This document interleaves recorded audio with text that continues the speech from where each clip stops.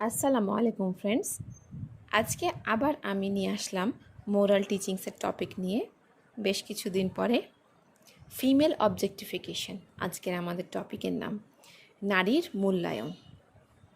বর্তমান সমাজে নারীদের কিভাবে মূল্যায়ন করা হয় বা কিভাবে তাদের প্রকাশ করা হয় সেই বিষয়ে আমি আজকে কিছু বলতে চাই।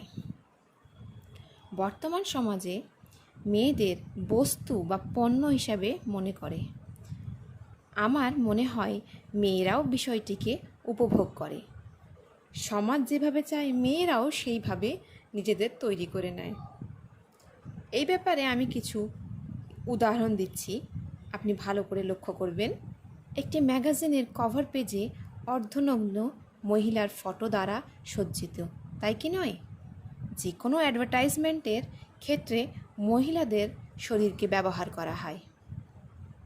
যে কোনো রিসেপশনে মহিলা কর্মী নিয়োগ করা হয় কেবলমাত্র পুরুষদের আকর্ষণের জন্য। আমরা নারীরা এগুলোতে অভ্যস্ত, এতে আমাদের কোনো আপত্তি নেই, লজ্জাও নেই, ঘৃণাও নেই। এই কারণে আজ নারীরা অবহেলিত, লুণ্ঠিত, ধর্ষিত। তবুও নারীরা সজাগ নয়। আমরা এমন একটা সমাজে বাস করি যেখানে হায়া বা লজ্জা বিষয়টি হারিয়ে গেছে। আমাদের সমাজ এই হায়া বা লজ্জাকে দুর্বলতা মনে করে। আমাদের সমাজ ছোট পোশাক পরা মহিলাদেরকে সাহসী মনে করে। ভাবেন দেখি কেমন সমাজে আমরা বাস করছি। নবী করিম সাল্লাল্লাহু আলাইহি ওয়াসাল্লাম বলেছেন, যে মানুষের লজ্জা বা হায়া নেই সে যা খুশি তাই করতে পারে। সেই সমাজে শালীনতা বোধ থাকে না। সাইকোলজির একটা টার্ম ডিসেন্সিটাইজের কথা বলি। মানুষরা যদি ধারাবাহিকভাবে কোনো কিছুর সংস্পর্শে আসে তাহলে ডিসেন্সিটাইজ ঘটে। এই ব্যাপারে আমি একটি উদাহরণ দিচ্ছি।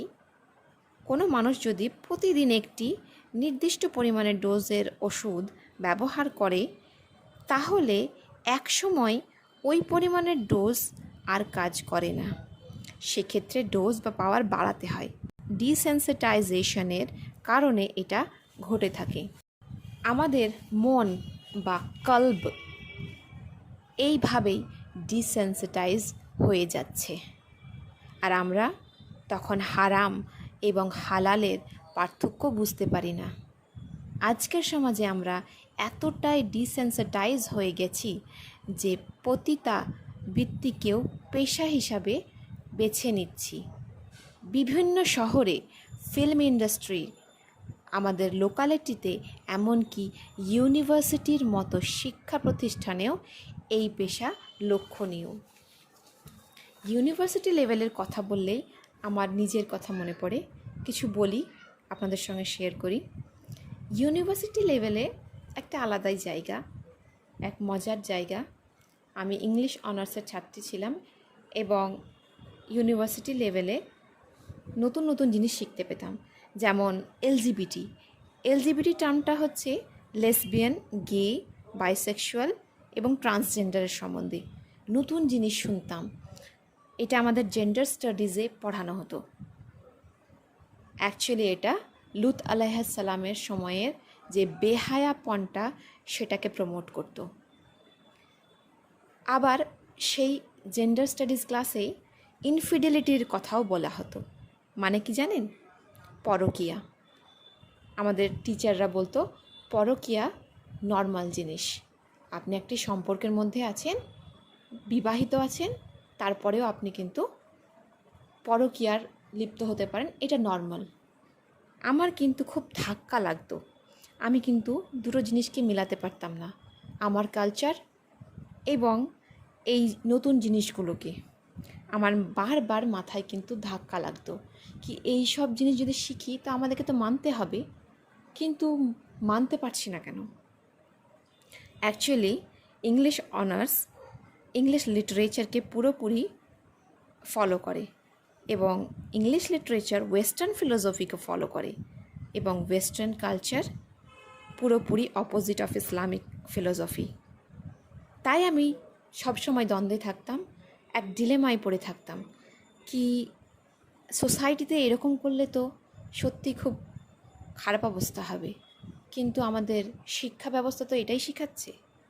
তাই আমি ওয়েস্টার্ন ফিলসফিকে একটু ইগনোর করে চলতাম এবং আস্তে আস্তে আমি ইনশাল্লাহ কোরআনিক কালচারের মধ্যে প্রবেশ করেছি এবং আমি খোলাখুলি হায়া বা লজ্জাকে প্রমোট করছি, কারণ শেষে আমাদেরকে আল্লাহ তাআলার কাছে ফিরে যেতে হবে।